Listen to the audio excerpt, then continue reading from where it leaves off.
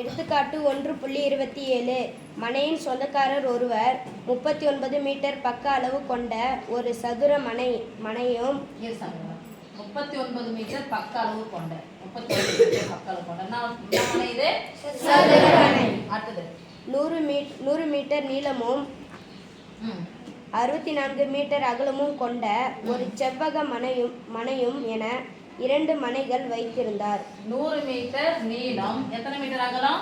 64 metre அகலம் கொண்ட இது என்ன மனை? ஓகேவா? இது ஓகே. இவை இரண்டையும் விற்று அவர் ரெண்டுத்தையும் என்ன பண்ணிட்டாரு? இதை தனியாவும் அத்தனையாவும் என்ன பண்ணிட்டாரு? விட்டாரு. ஒருத்தரோட கூட வித்துருக்கலாம். அப்போ மனைன்னு சொல்லும் போது என்ன சொல்லுவாங்கன்னா எத்தனை ஸ்கொயர் ஃபீட்னு கேட்பாங்க. எத்தனை ஸ்கொயர் ஃபீட்?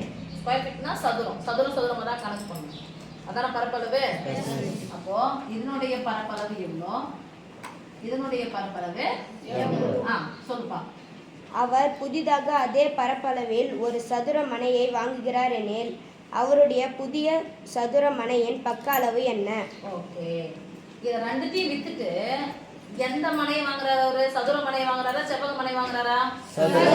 சதுர மனை வாங்குறாரு. அதே பரப்பளவு உள்ள எதே பரப்பளவு உள்ள இதையும் கூட்டுனா வரக்கூடிய பரப்பளவு.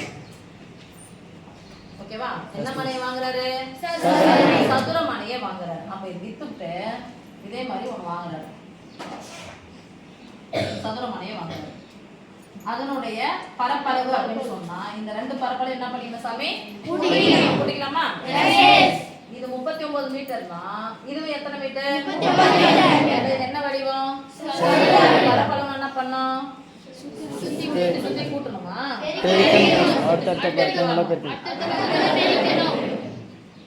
அடுத்தடுத்த பக்கங்களை அப்போ இது 39 மீட்டர்னா இதுவும் அல்லது இதுவும் 39 மீட்டர் தானே?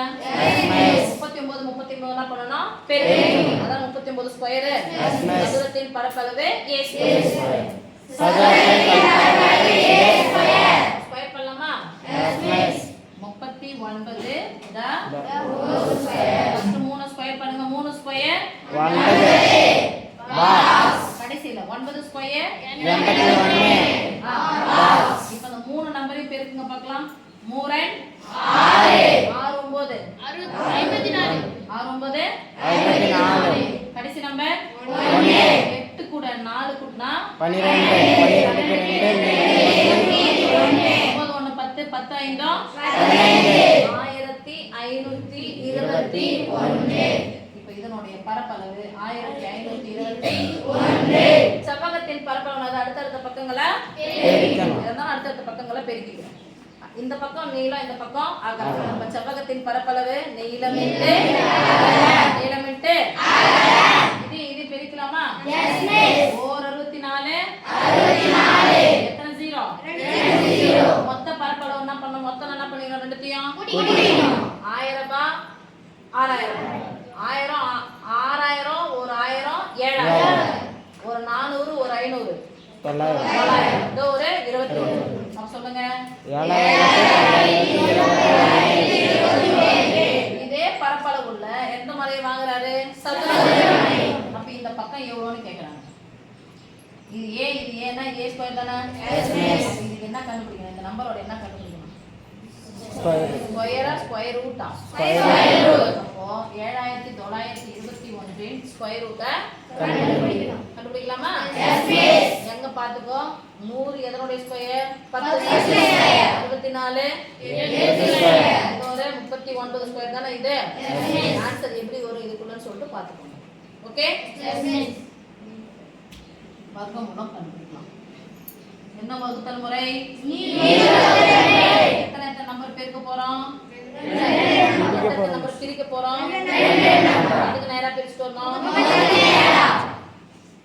2 நம்பர் கமா இந்த 2 நம்பர். இந்த கமா பிரிச்சுட்டோம்னா என்ன எழுதணும்? ஸ்கொயர் நம்பர் எழுதணும். ஸ்கொயர் மட்டும் எடுத்தீங்க. ஃபுல்லா சொன்னா என்ன பண்ணோம்? வாயு வயிறும் வரும். சரியா சாமி?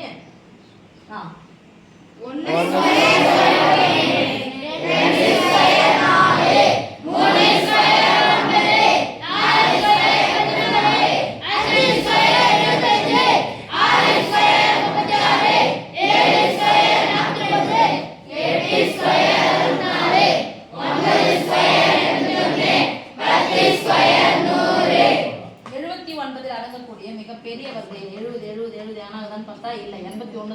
இது சின்னது 64 என்ன ஸ்கொயர் 64 8 square. 8 வகுத்தல் என்பது எத்தனை நம்பர் வரைக்கும் கோடு போடணும் 9 ல இருந்து 4 நீங்கன்னா 7 ல இருந்து 6 நீங்கன்னா எத்தனை நம்பர் இறக்கணும் 2 நம்பரை இறக்கி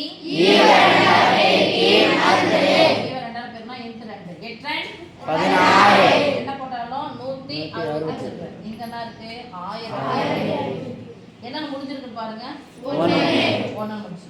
அப்ப ஒன்றுக்கு முடியக்கூடிய வர்க்க எண்கள் ஒன்று இன்னொன்னு 9 ஒரு முறையா 160 ரூபாய் வரும். no miss அப்ப எத்தனை முறை போட்டு பார்க்கலாம் 9 எதை போடுறோமோ அதே இங்கே போடுங்க சொல்லலாமா 9 ஸ்கொயர் 81 புது நம்பர் தான் இங்கே இருந்து பெறணும் 6 9 6 54 கூட 8 கூட்டினா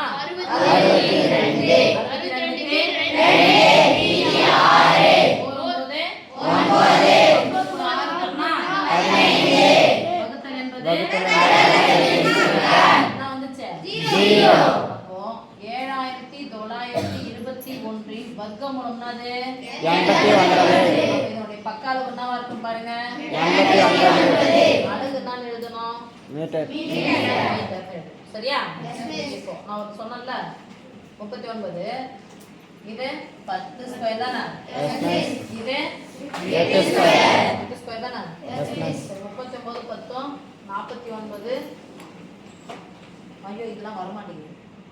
அப்போ இதை வச்சு எதனா ஷார்ட் மெத்தட் எதனா யூஸ் பண்ணுறீங்களா பாருங்க. ஷார்ட் மெத்தட்னா குறுக்கு வழி கிடையாது. இது எப்படி ஈஸியாக 39 ஸ்கொயர் வந்துச்சு மிஸ், இது ஒரு 10 ஸ்கொயர், இது ஒரு 8 ஸ்கொயர், இதெல்லாம் பார்த்துட்டு 89க்கும் இதுக்கும் என்ன கனெக்ஷன் சொல்லிட்டு பார்த்து என்னன்னு சொல்லுங்க. சரியா?